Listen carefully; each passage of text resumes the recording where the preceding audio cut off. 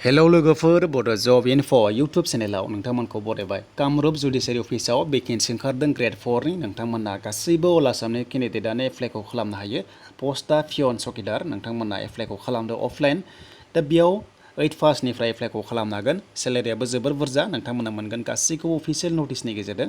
दा माबोरै एप्लाइ खालामनांगौ नोंथांमोना भिडिअखौ नायलांदो। हिन्जाव हौवाफोर गासैबो एप्लाइखौ खालामनो हायो अफलाइनसो एप्लाइखौ खालामनांगोन। दायो लोगोफोरा अफिसियेल नटिफिकेसन लाना फैखाबाय।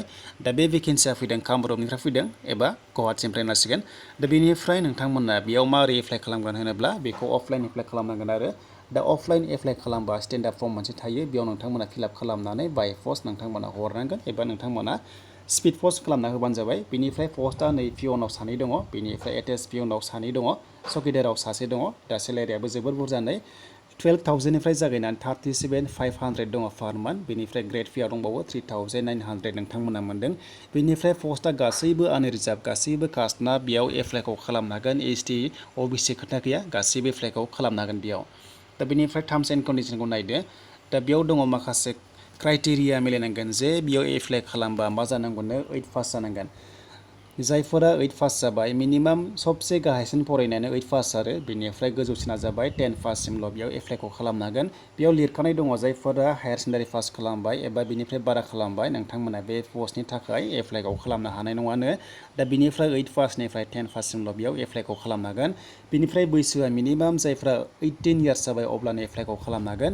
बेनिफ्राय 40 इयार्ससिम एप्लाइखौ खालामनो हागोन लोगोफोर नोंथांमोना 40 इयार्ससिम। बेनिफ्राय एसटिफ्रा जोंनिया 45 इयार्ससिम एप्लाइखौ खालामनो हागोन। दा एप्लाइ खालामनाय लास्ट डेटआ एडभार्टाइजमेन्ट पाब्लिश जानायनिफ्राय 15 डेज थागोन एबा 27 जुलाइसिम नोंथांमोना एप्लाइखौ खालामनो हागोन। बेनिफ्राय लोगोफोर जायफोरा माने एप्लाइ खालामदों नोंथांमोनखौ जास्ट इन्टारभिउ लागोन एबा भाइभा लागोन होनना बुंदों अब्ला नोंथांमोना जबखौ मोनगोन बेयाव पास जायोब्लानो।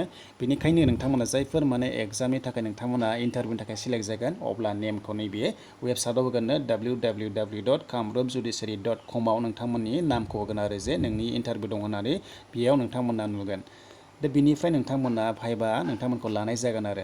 दा बेनिफ्राय हाउ टु एप्लाइ होनोबा नोंथांमोना एड्रेसखौ मोनगोन। दा नोंथांमोना एड्रेसा नैबे एड्रेसाव नोंथांमोना हरबानो जाबाय बेयाव नोंथांमोना हरनो हागोन आरो एड्रेसखौ।